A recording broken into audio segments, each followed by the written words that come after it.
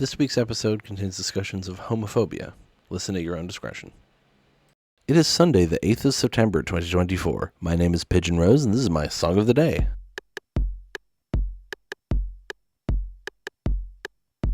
Today we're talking about an artist called Kevin Atwater. He's an artist who I discovered through TikTok, as I'm sure a lot of people have. I sometimes get that where I'll be scrolling through TikTok and I'll see someone, it's usually just them with an acoustic guitar playing a song they wrote. And they might not even have the whole song yet, or they just have like a verse and a chorus or something. But it'll catch my attention. I'll be like, oh, this is really good. And then I'll go into the comments or I'll go into their profile and they'll be like, I'm doing a proper recording of it and it'll be out on this date. And then I get really into their music. That is the case with Kevin. This song that we're talking about today is called Why Did You Invite Me to Your Wedding? And he posted it on his TikTok and it made me weep. I remember I saw it in the morning. I'm usually scrolling through TikTok when I'm having my breakfast before I go to work. And I remember watching this while having my breakfast and just being like, I want to go to work. It immediately gave me ideas. This is when you know it's good art, when it gives you ideas for your own art. And I just wrote a poem on the spot, inspired by it, and that made it immediately stick in my head. He released a recorded version a week or two later, and it's so fucking good. It's so sad. I'm not going to give you the preamble. We're just going to listen to it, because otherwise I'm just going to ramble on about what it's about. But it's better to just listen to it and then come back in a few minutes and talk about it.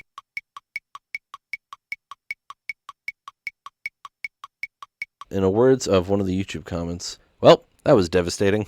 Yeah, that's Why Did You Invite Me to the Wedding? Apparently a true story. His childhood teenage crush sent him a message in the middle of the night inviting him to his wedding, and it brought up a lot of kind of push down feelings, and it's such a raw song. And I appreciate, like I said, I often discover these songs on TikTok that aren't finished yet, and when they release the full version they'll change something about it. I talked about this with Hug All Your Friends by Cavetown, all the different versions of it, and how as much as I love the newest version, there's lyrics that confuse me that he changed. Anyway, in this case he did not change it. It basically sounds the same. He just added more layers. The original TikTok is just him with a guitar singing, whereas this has different things in the background and additional vocals and whatnot. But all the lyrics are the same, and I appreciate that because he clearly wrote them very quickly, very raw, probably pretty soon after this happened. And I know what that's like. You can sometimes tell, especially when you watch him sing it, when you're like, oh yeah, no, this is just pouring out of him,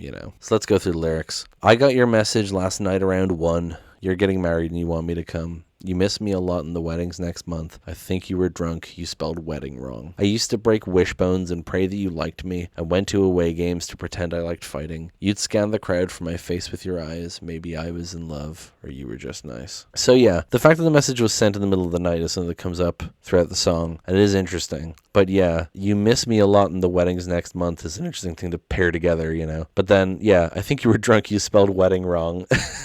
is funny. It makes you laugh, and then you're like, oh god. Him being drunk makes it kind of I don't know if it makes it worse. It feels weird because it's on the one hand, Veritas, maybe he only got up the courage to invite him because he was drunk. Or maybe he only thought it would be a good idea because he was drunk. Do you know what I mean? So there's some nuance there. Yeah, I used to break wishbones and pray that you liked me. Such a teenage thing of just really hoping that your crush likes you back, Went to away games to pretend I like fighting, putting yourself out of your comfort zone, trying to attract someone. You'd scan the crowd for my face with your eyes. So the guy clearly noticed, and so he's like, maybe I was in love or you were just nice. He's kind of looking back at this now and thinking, not did I misinterpret it, but was I too hopeful, or were you just being nice to me, or was there a chance that you actually liked me, And then the chorus, a rush kind of like the old times. After all of these years, I still cross your mind. Or maybe you thought you'd reach out to be nice, but why'd you invite me in the middle of the night?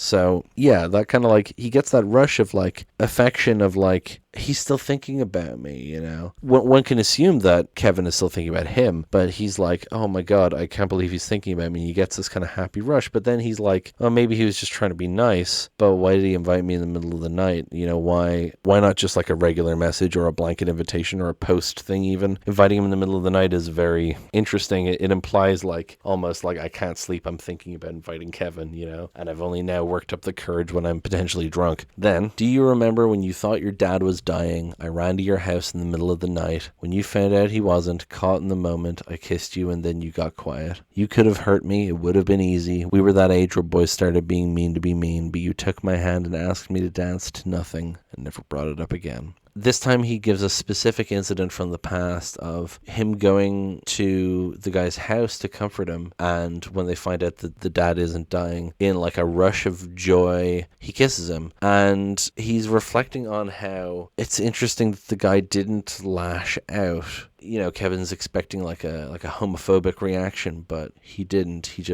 They just danced and then never talked about it. And it's an interesting thing with things like this where sometimes you might be expecting a homophobic reaction and they don't have one. And that doesn't mean they're necessarily gay. It just kind of means that they understand the emotion that came up there, you know, the affection. So it's very interesting that he didn't react that way. Especially that we were that age where boys started being mean to be mean. Oof, relatable. I went to an all boys school. I know what that means. And then the second chorus. If I saw you, what would I say? Will we act like we can't see that nothing's the same? We used to make fun of kids marrying young, but it's not as funny when it's someone you loved. I want to call you with a hand in my pants and let you say drunk little things you'll regret, but I'd just be the reason that somebody cries, but then why'd you invite me in the middle of the night? So this is interesting.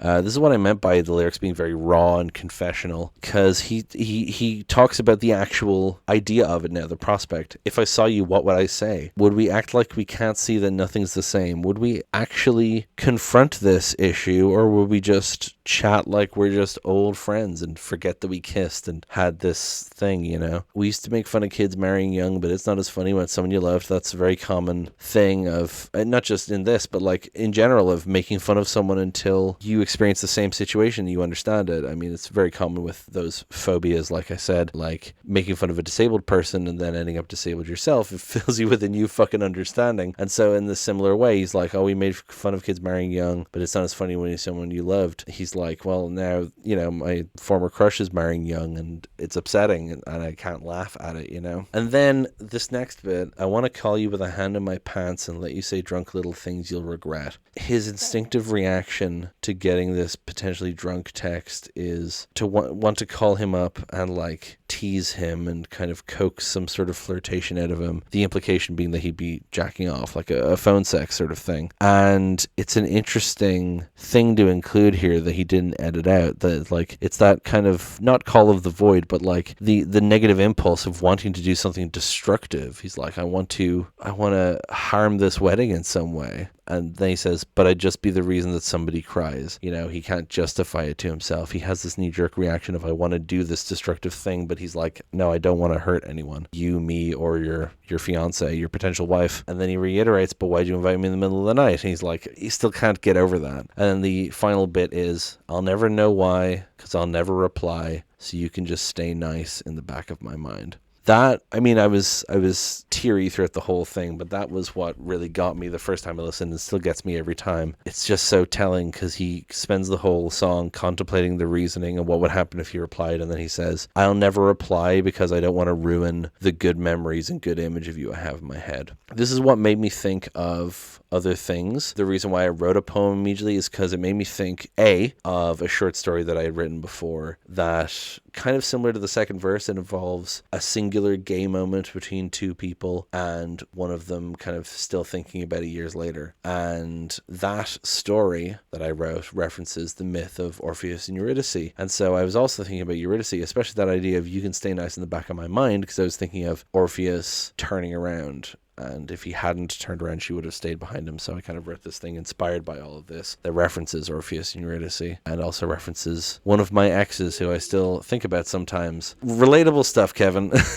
Anyway, yeah, I think that's all I have to say about it. Powerfully sad song and a really relatable thing because it doesn't conclude really. It just kind of brings up a problem and is like, it will never be solved. Oof, ouch, my bones. I recommend his other stuff, by the way. I haven't listened to all of it. I do really like his song Swallow that he released after this. I think it was the next song he released after this. Great song, may potentially talk about in the podcast. But yeah, thank you so much for listening to this episode. Wait, it's the end of the week. Next week is going to be the autumn week. You know, my idea of doing these themed weeks on the seasons. So next week is going to be the autumn autumn season week. So that'll be interesting. Thank you so much for listening to this episode. Please hit like, hit subscribe, leave a comment below telling me what you think. Tell other people about this show. Thank you so much for listening, and I'll talk to you tomorrow. Break it down.